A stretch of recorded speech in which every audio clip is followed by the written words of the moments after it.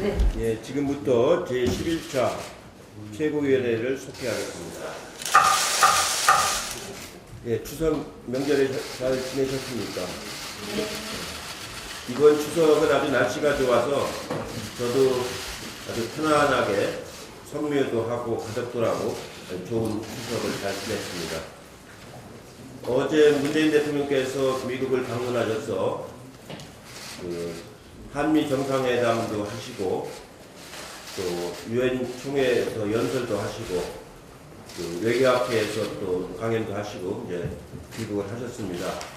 어제 제가 영접을 나갔는데 얼굴 표정이 굉장히 환하시고 돌아오는 비서진들도 얼굴이 표정이 환하고 좋은 성과가 있어서 아주 피곤하지 않고 잘 다녀왔다 그런 얘기를 듣고서 참 저도 마음이 기뻤습니다. 한미정상회담을 통해서 연내에 종전선언을 하겠다는 대통령의 의지가 아주 강하게 묻어나는 그런 일정이었다고 생각이 됩니다. 대통령께서 일찍 남북 문제를 풀어나가겠다는 의지가 강하셨는데 다행스럽게 평창 올림픽을 계기로 해서 남북 정상회담이 임기 초에 이루어져서 실천할 수 있는 시간을 많이 가지고 있기 때문에 좋은 성과를 낼 수 있고 또한 이렇게 외교하는 과정 속에서 아마 문재인 대통령의 진정성이 다른 정상들한테도 많이 전달이 돼서 이제는 만날 때마다 진정성 있는 그런 대화가 많이 이루어지는 것 같습니다. 그런 성과들이 이제 한반도 평화의 중재자로서의 역할을 많이 하시는 좋은 외교 활동을 펼치셨다고 생각이 됩니다. 아마 이번에 이제 북미 정상회담이 이루어지고 종전선언이 이루어지면은 우리 분단사 70년 분단사가 굉장히 크게 전환하는 패러다임의 전환을 맞이하는 그런 굉장히 중요한 역사적인 전기가 되는 거기 때문에 당에서도 이런 전환에 따른 준비 작업을 잘 해서 이제 새로운 시각으로 접근을 해야 될 일이 아주 많이 있다고 지금 생각이 됩니다. 평양 공동선언도 이제 나왔는데 평양 공동선언은 내용상으로 보면은 사실상 4.27 판문점 선언의 후속 조치이기 때문에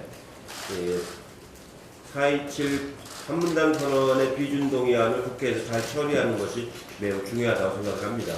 그동안에 여러 가지 야당과 논의를 많이 했는데 조금씩 변화가 오고는 있지만 아직 마지막 단계까지 온 것 같지는 않습니다. 앞으로도 계속해서 야당을 설득을 해서 판문점 선언이 비준 동의가 잘 처리될 수 있도록 최선을 다하도록 해야 될 것 같습니다.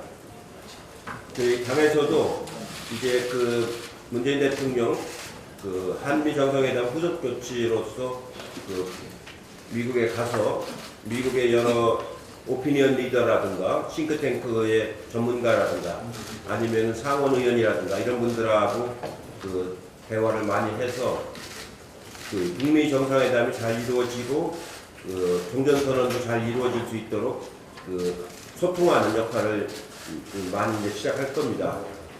추미애 단장을 비롯해서 5분이 10월 1일 날 미국에 가서 좋은 역할을 해주시기를 기대를 하고 있습니다. 아울러 이제 10월 1일부터는 DMZ 내의 지뢰 작업을 시작을 합니다. 여기에는 우리나라 한국군, 북한군, 중공군이 아니라 중국군, 미군 이런 유해들이 이제 많이 있는데 지뢰 작업을 해가지고 여기서 많은 유해들을 이제 발굴해서 고국으로 자기 모국으로 돌아갈 수 있도록 이제 하는 아주 중요한 의미를 갖는다고 생각을 합니다. 여러 가지 어려움이 있겠지만 사고가 안 나고 좋은 작업이 잘 이루어질 수 있도록 만전을 기해 주시기를 다시 한번 부탁을 드리겠습니다. 저는 이번 정기국회가 굉장히 중요한 국회라고 생각합니다. 이번 정기국회에서 여러 가지 민생 법안들을 잘 처리하고 우리가 여당이 돼서 처음으로 받는 국정감사라고 생각을 하고 야당과도 충분히 설명을 하고 대응을 할 수 있도록 원내에서 많이 노력을 해주시길 부탁을 드립니다. 이상입니다. 자유한국당이 평화의 걸림돌이 되겠다 이렇게 단단히 마음먹은 것 같습니다. 남북 군사 합의를 무장 해제와 NLL 포기라고 계속 의기장을 놓더니 이번에는 특위까지 구성해서 왜곡된 선동을 이어가겠다고 하고 있습니다. 자유한국당 의원들에게 남북 군사 합의서 일독을 권하고 싶습니다. 합의서 어디에도 일방적인 무장 해제나 NLL을 포기한다는 내용은 없습니다. 유엔 사령부까지도 남북 군사 합의에 공감하고 전폭 지지한다는 뜻을 밝혔습니다. 서해상의 NLL은 앞으로도 실질적인 해상 경계선으로 유지될 것입니다. 북한도 군사 합의서에서 서해 북방 한계선 일대를 평화수역으로 만든다는 문구를 통해 NLL의 실체를 사실상 인정했습니다. 이번 군사합의 이행 이후에도 북한 선박은 NLL 남쪽으로 진입할 수 없으며 우리 군도 NLL 인근에서 일상적인 경제작전을 계속 진행합니다. 또한 서해 완충 지역에 배치된 북한의 해안포는 우리보다 6배, 포병은 8배가 더 많다고 합니다. 해군 함정 사격 및 기동 훈련도 완충 지역 남쪽에서 계속 진행될 것입니다. 안보 공백이니 NLL 포기라는 자유한국당 주장은 거짓 선동에 불과합니다. 피로 지켜온 NLL을 앞으로 더 이상 피 흘릴 일 없는 평화수역으로 만드는 것이야말로 국민을 위한 진정한 안보입니다. 서해 5도 주민들이 안전에 위협받지 않고 생업에 종사하고 국민들을 전쟁의 공포에서 벗어나게 하는 것보다 더 좋은 안보 전략은 없습니다. 또한 세계 최대 화약고인 155마일 휴전선 일대를 평화지대로 만드는 것은 수십만 명의 우리 군 장병의 생명과 안전을 지키는 최선의 방법입니다. 남북의 대립과 갈등을 정략적으로 이용해왔던 수구 냉전 세력이 더 이상 설 자리는 없습니다. 민주당은 수구 냉전 세력이 아닌 평화를 바라는 모든 정당과 함께 한반도 비핵화와 평화체제 구축을 위해 힘을 모아 나갈 것입니다. 심재철 의원과 자유한국당의 거짓 해명이 속속 드러나고 있습니다. 그동안 심재철 의원과 자유한국당은 47만여 건에 달하는 정부의 비인가 행정 자료를 정상적 절차를 통해 입수했다고 주장했습니다. 그러나 기획재정부가 공개한 자료 유출 경위에 따르면 심재철 의원과 보좌진이 치밀하고 조직적으로 자료를 유출한 것으로 밝혀지고 있습니다. 재정 분석 시스템에 접속할 아이디를 발급받은 시점부터 수상합니다. 심재철 의원실은 기존 1개의 아이디 외에 지난 9월 4일, 5일, 12일에 3개의 아이디를 추가로 발급받아 8일 동안 190차례에 걸쳐 비인가 자료를 빼돌렸습니다. 시스템에 비정상적으로 접근이 가능하다는 점을 알고서 조직적으로 아이디를 발급받아 자료를 빼돌렸다고 볼 수밖에 없는 정황 증거입니다. 또한 비인가 자료에 접속하려면 5단계 이상의 복잡한 과정을 거쳐야 합니다. 클릭 몇 번 했더니 접속이 되었다는 심재철 의원실 해명은 믿기 어렵습니다. 게다가 지난 10년간 1,400명 이상이 접속했는데도 비인가 자료를 불법 유출한 사례는 단 한 번도 없었습니다. 그렇다면 이것을 어떻게 정상적인 의정활동이라고 할 수 있겠습니까? 심재철 의원이 공개한 부적절한 업무 추진비 사용 내역도 거짓투성입니다. 청와대가 어제 조목조목 설명했지만 심재철 의원이 공개한 사용 내역은 국가 행사 등 공적인 용도로 정상적으로 사용된 것입니다. 심재철 의원은 지난 18일에도 청와대 지출 내역에 단란 주점이 포함되어 있다고 주장했지만 거짓말로 판명되자 어떠한 해명도 하지 않고 있습니다. 불법 자료 유출한 것도 모자라 기초적인 검증도 없이 유출 자료를 공개하는 것은 또 다른 범죄 행위입니다. 정부가 보좌진에 이어 심재철 의원을 고발하기로 한 것은 당연한 결정입니다. 정상적인 의정 활동이다. 야당 탄압이라는 궤변을 그만두기 바랍니다. 명백한 범죄 행위를 저지르고 여론의 관심을 돌리기 위해 가짜 뉴스를 생산하는 행위를 두둔하는 것은 공당으로서 할 일이 아닙니다. 신재철 의원은 불법 유출 자료를 당장 반환하고 검찰 수사에 즉각 응해야 합니다. 당에서는 신재철 의원을 오늘 윤리위에 제소하도록 하겠습니다. 국회 윤리위에 제소하도록 하겠습니다. 지난주 남북정상회담에 이어서 이번 주 한미정상회담까지 대단히 성공적으로 잘 진행된 것 같습니다. 또 문재인 대통령님은 유엔에서 전 세계의 한반도의 평화, 당위성에 대해서 진정성 있게 호소하셨다고 생각합니다. 작년 트럼프 대통령의 유엔 연설에서 나타났던 미국 갈등을 상기해 본다면 상전격해가 따로 없을 정도의 변화입니다. 전 세계가 이런 성과에 대해서 박수를 보내고 있는 상황입니다. 그런데 안타깝게 한국의 보수 몇몇 언론사에서는 도대체 알 수 없는 기준으로 이해 안 되는 평가를 하고 있어서 매우 안타깝습니다. 조선일보의 경우에는 2014년 박근혜 전 대통령이 전혀 준비 없이 통일대박론을 들고 나왔을 때 통일이 미래다라는 시리즈물을 통해서 북한이 자원 강국이기 때문에 통일이 된다면 크게 도움이 될 것이다 라든지 통일이 된다면 세계 최대의 산업벨트가 탄생할 것이다 라는 각종 장밋빛 첨사진을 제시하기도 했었습니다. 이 언론사는 2013년 한 해에만 무려 243건의 시리즈 기사를 내기도 했고 2015년에는 통일과 나눔이라는 재단 출범에 적극 참여해서 2017년 기준으로 3,137억 원의 모금을 한 바도 있습니다. 저는 이 조선일보의 통일이 미래다라는 시리즈 연재 기사를 출력해서 지금 열심히 읽어보고 있습니다. 그때는 맞고 지금은 틀리다라고 주장하시는 분들께서도 이 시리즈를 꼭 일독하시기를 권해드리고 싶습니다. 우리가 내부 역량을 키우고 대외적인 환경 변화에 능동적으로 대처하면서 국민 통합에 힘을 모은다면 한반도의 평화 통일을 앞당길 수 있습니다. 이 말은 2015년 8월 20일 긍정적인 사관으로 국민 대통합해야 통일 대박이라고 주장하신 김무성 당시 새누리당 대표가 시장민들을 만난 한 축사 내용입니다. 통일의 기회가 다가오는데도 놓치면 천추의 한이 될 것이기 때문에 이 기회를 놓치지 않기 위해 준비하는 게 이 시대의 정치인의 사명입니다. 이 말 역시 제가 한 말이 아니라 2014년 새누리당 김무성 의원님의 말씀입니다. 이 자리에는 김성태 현재 원내대표님도 계셨다고 합니다. 지금 자유한국당이 그때의 다짐을 실천해야 될 때가 아닌가 다시 한번 말씀드리고 싶습니다. 짧게 그리고 한 말씀 더 드리겠습니다. 삼성의 전현직 임직원들이 그룹의 미래전략실을 통해서 일사불란하게 노조를 와해하는 공작에 관련됐다라는 혐의로 불구속 기소되었습니다.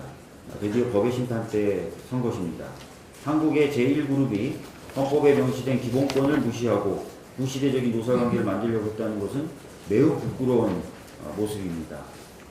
경영진이 노동자에게 일방적인 희생을 강요하는 시기는 이미 오래전에 종식되었을 뿐만 아니라 아무리 규모가 큰 그룹이라 하더라도 법 위에 설 수 있다고 생각하는 것 역시도 오래전에 없애져야 될 구시대의 상식이라고 생각합니다. 삼성은 노조 탄압에 구태해서 결별하겠다는 근본적인 인식 개선과 의지 표명이 필요하다고 생각합니다. 이상입니다. 홍영표 대표님께서 신재철 의원 자료 불법 탈취과 관련해서 상세한 설명이 있었는데 제가 조금만 보충 설명을 드리도록 하겠습니다. 청와대 공직자들이 쓰는 카드는 이른바 클린카드라고 하는 카드인데요. 이 클린카드가 결제가 가능한 그런 업소가 지정이 되어 있습니다.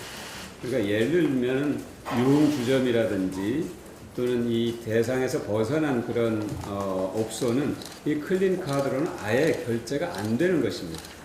그런데 마치 이것이 불법적으로 결제가 된 것이냐 지금 현혹하고 있는데요. 예를 들면 야간에 사용했다거나 또는 주말에 사용했다거나 이거는 청와대 공직자들은 사실 밤낮 없이 예를 들어서 국회가 열렸다, 밤에 심야에 열렸다 그러면 정무수석실의 공직자들은 국회가 끝날 때까지 야간에 일을 할 수밖에 없습니다. 또 외국에서 요인이 왔다, 우리가 밝힐 수 없는 어떤 접촉을 하는데 미국에서 굉장히 고위직 인사가 비공개로 우리나라를 방문했는데 그 그 인사를 만났을 때 어디에서 만나겠습니까? 예를 들면 호텔의 음식점이라든지 그러면 그 지출이 될 텐데 여기는 마치 그게 고급 무슨 음식점에 가서 카드를 사용하는 것이냐 왜곡하고 국민들을 현혹하려고 하고 있는 겁니다. 정확하게 기자 여러분들도 이 부분에 대해서 이해를 해 주셨으면 좋겠는데요. 밝힐 수 없는 그런 부분이 있습니다. 그것은 명백하게 국가 기밀에 해당하는 겁니다. 그러니까 그것을 세세하게 밝히지 못하는 그 사실이 있다는 것을 잘 이해를 해 주셨으면 좋겠고요. 이건 명확하게 국가 기밀 불법 탈취 사건이다. 이렇게 정의를 하는 게 맞겠습니다.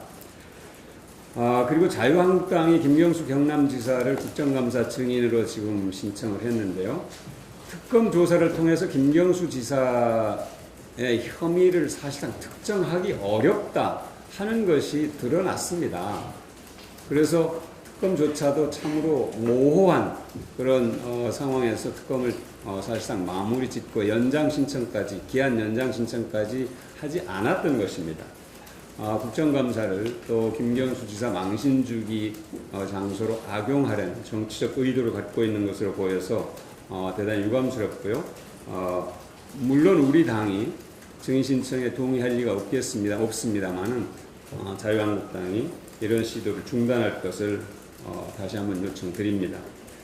오히려 국정감사에서는 특검의 위법성 여부 그리고 특검 사무소 앞과 구치소 앞에서 발생한 폭력 사태의 진상을 밝히는 것이 더 시급한 일이다. 다시 한번 강조를 합니다. 가짜뉴스와 관련해서 이 심각성을 이제 미디어들이 관심을 갖고 추적하고 보도하고 있어서 다행스럽게 생각합니다. 그러나 저는 이게 이제 시작이다 이렇게 보고 있고 자유한국당도 가짜뉴스를 근본적으로 뿌리 뽑기 위한 이 국민적 요구 이 대열에 동참할 것을 제 촉구드립니다. 관련해서 구글 코리아와 같은 인터넷 글로벌 기업들이 사실 세금을 제대로 내지 않고 있다 하는 지적들은 오랫동안 있어 왔습니다. 그래서 영국에서는 이미 구글세를 도입을 했고요. 유럽에서도 EU에서도 유럽에서 올린 매출의 일정 부분을 세금으로 부과하는 방안을 발표를 했습니다. 국내에서도 저는 이제는 이런 어떤 우회 이익에 대해서 명확하게 과세를 할 때가 됐다 하는 점을 분명히 말씀드리고 또 하나는 이 인터넷 글로벌 기업들이 교묘한 방법으로 국내 규제를 회피하고 있습니다.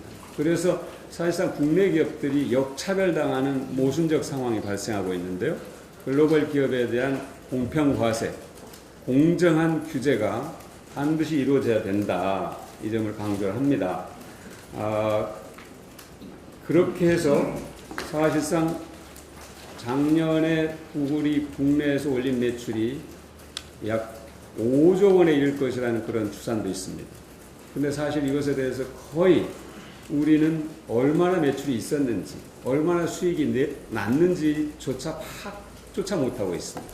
그러니까 정확하게 이 실태를 파악해서 과세하는 그런 이 절차가 반드시 있어야 되고 또 규제도 반드시 있어야 되는데 예를 들면 이런 것이 가능할지 모르겠습니다. 글로벌 IT 기업에 의무적으로 국내 서버를 설치하도록 한다든지 해서 정확하게 이제는 매출이 얼마인지 수익이 얼마인지를 파악하고 공평하게 과세가 이루어져야 된다는 점을 강조합니다.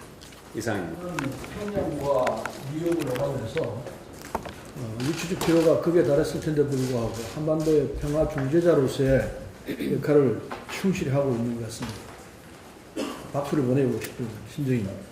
특히 문 대통령은 한반도 비핵화를 앞당기기 위해서 상응 조치로 종전선언, 인도적 지원, 예술공연단 교류, 평양 연락상수 설치, 경제시찰단 교환 방문 등 이런 등등을 미국에 제안했습니다.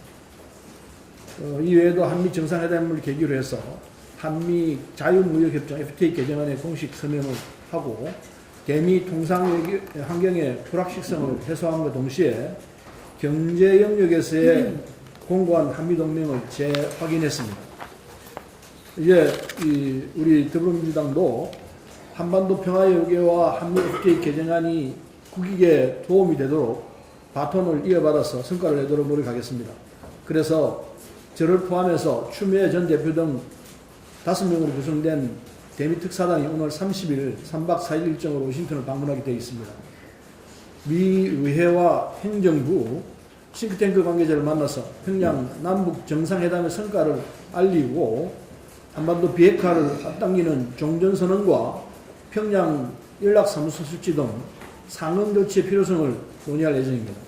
또 한미 FTA 개정 협상 중에서 문 대통령이 트럼프 대통령이 요청했던 한국산 수입차 관세 면제가 이루어질 수 있도록 역량을 집중하겠습니다. 미국이 무역확장법 232조에 따라서 한국산 자동차에 25%의 관세 폭탄을 적용할 경우에 국내 자동차 업계 연간 손실액이 약 2조 9천억에 달하고 자기 의문이 13만 개의 일자리가 이어받을 수 있다는 전문기관의 분석도 있습니다. 집권 여당 대미특사단으로서 한반도 평화와 경제 모든 측면에서 우리에게 유리한 방향으로 이끌 수 있도록 제대로 역할을 다하고 돌아오겠습니다. 이상입니다. 한일 정상회담에서 문재인 대통령이 하해 치유재단에 사실상 해산을 통보했습니다. 이에 대해서 일본군 위안부 피해자 할머니들과 지원단체는 추석 선물이 왔다, 또 가슴이 후련하다 이렇게 환영을 했습니다.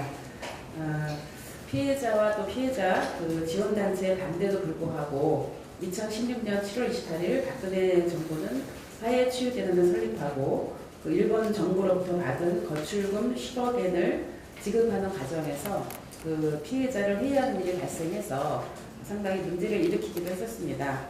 뿐만 아니라 사실상 사업 추진이 불가능한 상태에서 일본으로부터 받은 거출금을 수천만 원씩 인건비와 사무실 운영비로 사용을 해서 국민들의 분노를 사기도 했습니다. 따라서 화해치유재단은 이름과 달리 화해와 치유는커녕 갈등과 상처를 남겼습니다. 이미 재단은 정관과 민법 등에 따라서 재단의 해산이나 허가 취소는 가능한 것으로 검토가 되고 있습니다. 어제 여성가족부 장관도 화해치유재단 해산 방안에 대해서 고민을 해놓고 있는 상황이고 결정 단계에 임박해 있고 조만간 외교부 장관과 회동해서 결정할 것임을 밝혔습니다. 이제 방향이 정해진 만큼 신속하고 차질 없이 재단의 해산 절차를 추진하고 10억 엔의 반환과 처리에 대해서는 피해자 측의 의견을 충분히 반영해야 합니다. 아울러 재단 해산에 앞서서 여기 최고원으로 계시는 박지민 의원께서 발의하신 화해치유재단 해산축소 결의안이 국회에서도 조속히 처리가 되기를 바라고요. 또한 일본군 위안부 문제에 관련한 자료 수집, 분석, 역사 교육 활동을 위해서 지난달에 출범한 일본군 위안부 문제 연구소가 안정적으로 활동할 수 있도록 관련법 개정안도 이번 국회에서 조속히 처리될 수 있도록 야당이 적절히 협조를 촉구합니다. 한 가지 더 말씀을 드리겠습니다. 심재철 의원의 국가기밀자료 불법 유출건에 대해서 한 말씀 드리겠는데요. 국회 부의장까지 지내신 분이 성경을 읽기 위해서 촛불을 훔치는 우를 범해서는 안 된다고 생각합니다. 심재철 의원은 정상 접속 과정에서 우연히 발견했다 이렇게 주장을 했는데요. 우연히 발견을 한 것인지 아니면은 불법을 저지른 것인지 분명히 따져야 될 것이고요. 여기에 대한 조사가 필요하다고 생각합니다. 설사 발견했다고 해서 다 공개할 수 있는 것은 아닙니다. 아마 이런 정도는 국회 부의장을 지내신 분이시라고 한다면 시적으로 아실 만한 일이라고 생각하는데요. 국민들께서도 아마 이 부분을 지켜보면서 청와대가 밤낮 없이 24시간 일하는 체계라는 것은 다 알 것이고요. 당연히 미국 등 여러 가지 외교 사절 등을 만나야 되는 그런 업무를 해야 되는 청와대로서는 이런 자료들이 공개되는 것은 어떻게 보면은 또 위해를 당할 수 있는 그런 국가 기밀에 해당하는 사안이기 때문에 이런 자료에 대한 아무런 생각도 없이 발표를 하고 공개를 하는 이런 행위는 즉각 중단돼야 됨을 다시 한번 말씀을 드립니다. 이상입니다. 일터에서 수고하신 경찰관, 소방관, 그리고 환경위원, 대중교통 운전기사, 철도 기관사, 그리고 편의점 아르바이트 우리 노동자들을 비롯해서 많은 분들께 진심으로 감사 인사드리고 싶습니다. 이렇게 보이지 않는 곳에서 묵묵히 일해주신 분들이 계시기 때문에 우리가 편안하고 안전하게 명절 연휴들을 보낼 수 있지 않았나 생각합니다. 지난 9월 20일 문재인 정부 2기 고용노동부 장관의 이재갑 장관께서 임명되셨고 진심으로 축하드립니다. 그리고 1년 동안 노동 현안을 해결하고자 고생한 김영주 전 장관께도 노동계의 후배로서 감사 인사드리겠습니다. 특히 김영주 장관께서는 이대 지침 폐기, 공공부문 비정규직의 정규직 전환, 파리바게트, 그리고 GM 배우 불법 파견에 대한 시정, 노동시간 단축 등 많은 일들을 해냈습니다. 또한 퇴임 인사에서 제안해 주신 고용노동부의 약칭을 고용부가 아닌 노동부로 바꾸자고 하신 부분은 매우 인상 깊었습니다. 문재인 대통령께서도 노동 존중 사회의 뜻을 살려서 전향적으로 검토해 주시면 좋겠습니다.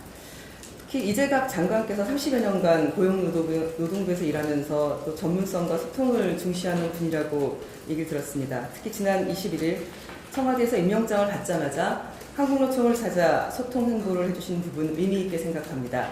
민주노총도 가까운 시일 내에 방문해서 방문이 성사되기를 바랍니다. 대화를 통해서 풀지 못할 문제는 없다고 생각합니다. 어렵게 재개된 사회적 대화의 활성화, 노동시간 단축을 통한 일자리의 질 개선, 격차 해소, 노동존중 사회 실현을 위한 법 제도 개선에 노력해 주길 당부드립니다. 또한 장관께서 강조하신 일자리 문제 해결, 노동존중 사회 실현, 사회적 대화의 활성화, 일자리 안전망 구축 등 4가지 역정과제를 비롯해서 문재인 정부의 국정과제인 국제노동기구 핵심 협약 87호와 98호 비주 문제를 연내에 꼭 해결해서 내년 6월 스위스 제네바에서 열릴 ILO 총회에서는 저희가 국제사회에 한국 정부의 비준 소식을 당당하게 알릴 수 있으면 좋겠습니다. 마지막으로 이재갑 장관께서 과거 차관으로 일할 당시 불법 파견, 노조 무력화 시도, 복수노조의 교섭 창구 단일화, 타임오프 시행에 따른 노조 활동의 제약 등으로 관련돼서 지적되신 만큼 최근 고용노동부 개혁위원회에서 권고한 현대 기아차 불법 파견 문제와 타임오프 문제 등을 전향적으로 검토해 주실 것을 부탁드립니다. 전태일 열사가 근로기준법을 준수하라고 외친 지 40여 년이 가까이 됐지만 아직도 우리 사회에는 시계가 70년대에 멈춰있는 듯한 사건들이 몇 건 있습니다. 지난 27일 서울중앙지법 공공형사수사부는 아까 박주민 최고께서 말씀하신 삼성 노조와의 공작의 수사 결과를 발표했습니다. 총 32명이 불구속 기소가 됐습니다. 노사 전략 문건에 따르면 노조가 생기고 나면 와해시키기 어렵고 경영에 막대한 지장을 초래하는 만큼 사전 예방만이 최선이라고 미래전략실 인사지원팀 주도로 노조 와해 공작을 기획했다고 합니다. 또 신속 대응팀까지 운영하면서 이른바 그린화 전략을 실시해서 노조 와해를策动한 사실이 보고되고 있습니다. 우리나라 헌법은 노동 3권이라는 노조와의 권리를 보장하고 있고, 그래서 하지만 세계 초인류 기업이라고 일컬어지는 삼성에서는 그렇지 않은 일들을 자행했습니다. 조합원들 2명이 자살하고 노동자들의 정신적, 경제적 피해는 막대한 것 같습니다. 이런 잘못된 관행들을 바로잡기 위해서는 검찰은 삼성 와해 공작 관련해서 삼성 SDI, 에버랜드 등 다른 계열사에 대해서도 철저하게 수사해 주실 것을 요청드립니다. 또한 삼성전자 이재용 부회장은 대국민 사과를 하고 삼성그룹 내 노조 활동을 보장할 것을 요구합니다. 건강한 회사는 경영자와 노동자가 함께 상생했을 때 가능하다는 점을 다시 한번 강조드리겠습니다. 문재인 대통령께서 유엔 총회에서 많은 역할과 성과를 추석 연휴 동안 보여주셨고 국민들에게 큰 희망을 심어주셨고 행복감을 느끼게 했습니다. 그 중에 하나가 방금 남인순 최고께서 말씀하신 한일 정상회담에서 위안부 할머니들에 대한 그런 명예를 지켜주실 수 있는 역할들이었던 것 같습니다. 이제 생존해 계신 위안부 피해자 할머니들은 28명밖에 되지 않는 만큼 피해자들의 명예와 존엄 회복과 함께 일본이 하루빨리 과거 추악한 전쟁 범죄에 대해서 진심 어린 사과를 하고 법적 배상을 해야 한다고 생각을 합니다. 지난 27일 일본군 위안부 피해자인 김복동 92세, 기로노 90세 할머니께서 일본의 태풍 제비로 인해서 상당한 피해를 입고 있는데 학교 학생들을 지원하기 위해서 어저께 일본의 오사카에 방문했다는 소식을 들었습니다. 평화는 멀리에 있지 않은 것 같습니다. 이러한 작은 행동들이 한일 양국의 관계 회복과 동북아 평화 번영을 위한 길이 아닐까 생각합니다. 이상입니다.